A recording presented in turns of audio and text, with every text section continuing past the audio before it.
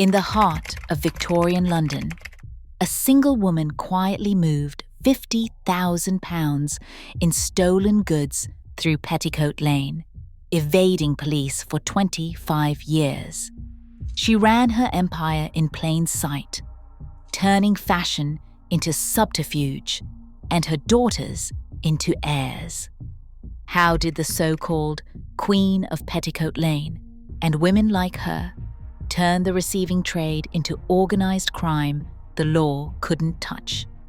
The mechanics of this hidden network are nothing like you've heard. Mary Ann Gould's name carried weight on both sides of the law.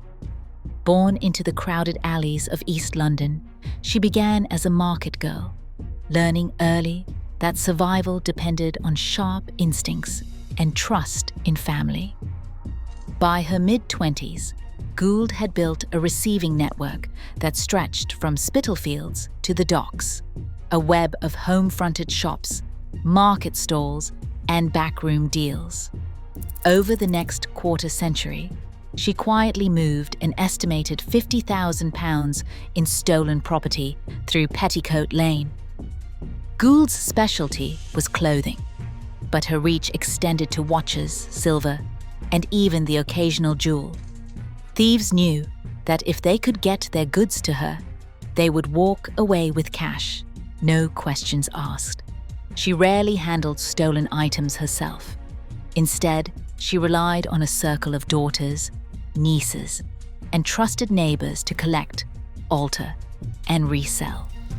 The operation ran on routine: Saturday night thefts, overnight alterations, and Sunday morning sales, all orchestrated from the cramped rooms above her shop. Her success brought both loyalty and envy. Police detectives, frustrated by frequent dead ends, watched her stall for years, but Gould's ability to stay one step ahead seemed uncanny. She kept records in her head, avoided written ledgers, and paid off informers when necessary.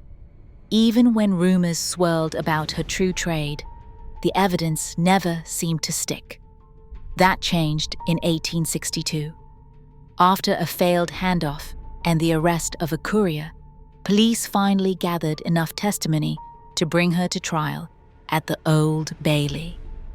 The proceedings drew crowds, and newspapers dubbed her the Queen of Petticoat Lane. Convicted of receiving, she was sentenced to 10 years transportation. Yet the business did not collapse. Within weeks, her daughters had taken over, keeping the network alive and the market humming. Gould's story was not just about one woman's ingenuity, but about a family enterprise that outlasted its founder and forced the city to reckon with a new kind of criminal organization. By sunrise, Petticoat Lane buzzed with the hum of business. But behind the market's clamor lay a clockwork operation. Every Saturday night, thieves funneled their hauls to a network of women who worked through the darkness, stitching, snipping, and transforming. In cramped back rooms, skilled hands picked out shop labels, swapped linings, and reshaped collars.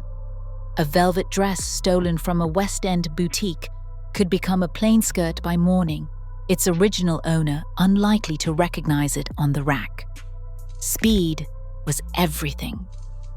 The market's rhythm demanded that stolen clothing hit the stalls by Sunday, when crowds swelled and police presence thinned. Women worked in teams. One altered garments, another ferried finished pieces to the market, a third handled buyers with practiced charm. Victorian etiquette offered a shield. Male officers, bound by propriety, hesitated to search women or question their wares too closely. This social deference meant that a woman behind a pile of petticoats could pass off stolen goods with barely a flicker of suspicion. The second-hand clothing trade provided natural camouflage. Petticoat Lane's stalls overflowed with garments in every condition, making it nearly impossible to trace an item's origin. Labels disappeared overnight. Seams were let out or taken in, and any distinctive mark was scrubbed away or covered. If the police did spot a familiar coat or bonnet, proving its provenance was another matter. Without a name stitched inside or a unique feature, the goods blended into the endless churn of the market. Women dominated this trade for 3 reasons: their tailoring skills, their access to information through kin and friendship networks, and the simple fact that few expected them to be criminals. The anonymity of Petticoat Lane, the speed of overnight alteration, and the protections of Victorian manners formed a system that fed on the city's blind spots. For every item that vanished in the night, a new one appeared by dawn, altered, anonymous, and ready for sale. Emma Smith ran her business like a banker, not a backstreet fence. For nearly a decade in the 1870s, she specialized in stolen jewelry, a trade that demanded both discretion and capital. Thieves trusted her for one reason: she paid in advance. Unlike most receivers, Smith would hand over cash before the goods even changed hands, sometimes advancing up to half the expected value. This system fueled a steady flow of high-value thefts across London.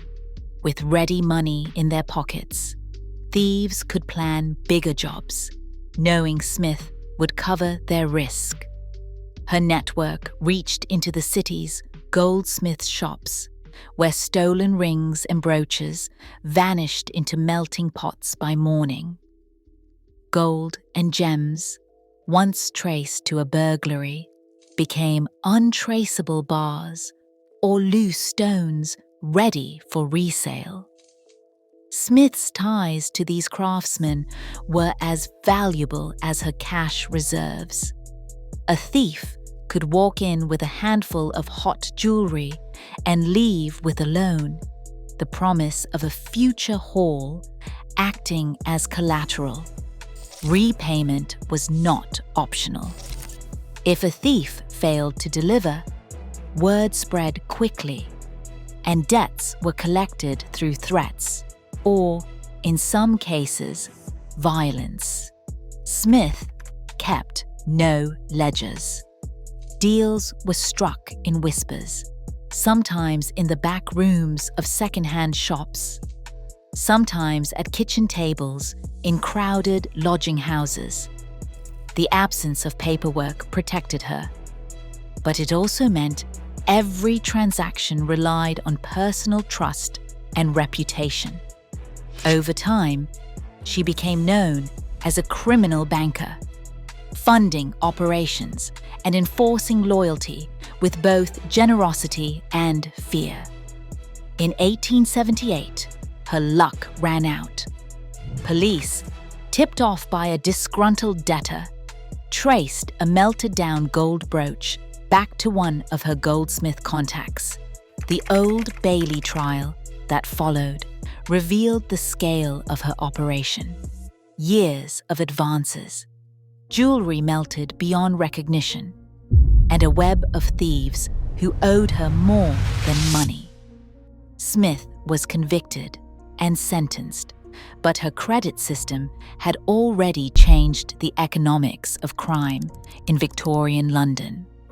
The model she perfected, advance money, enforced debts, rapid laundering, would echo in organized crime for generations.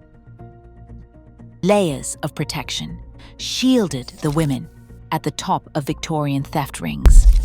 The web stretched far beyond Petticoat Lane, linking market stalls in Whitechapel to pawnbrokers in Holborn and handlers in distant cities.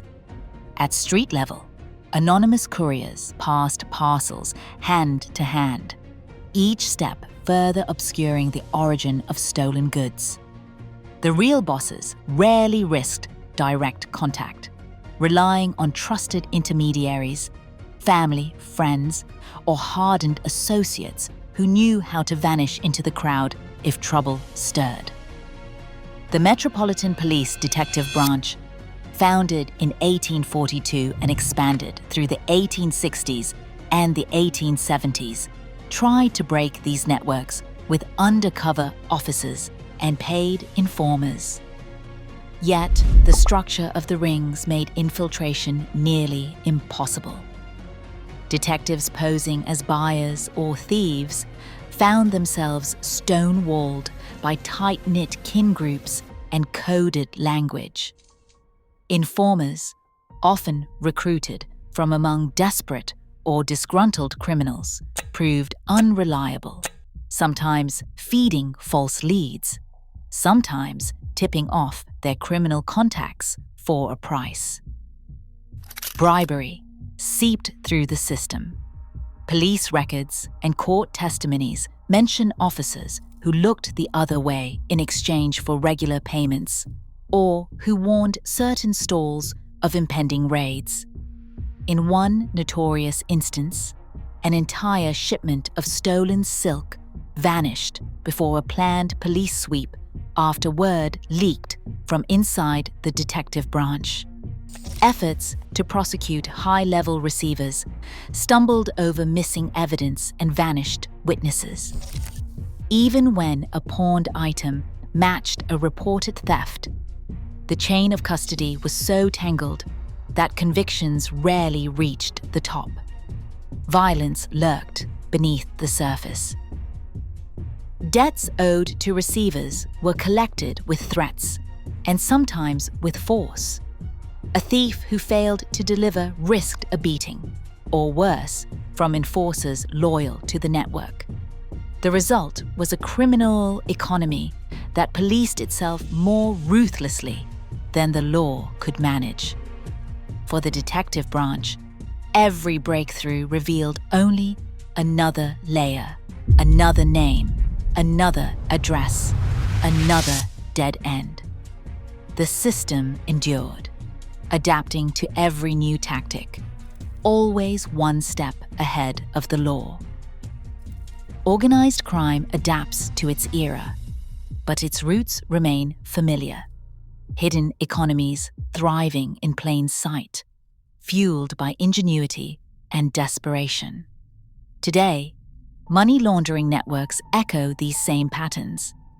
The question is never just who breaks the law, but who profits from our willingness to look away. Share your thoughts below.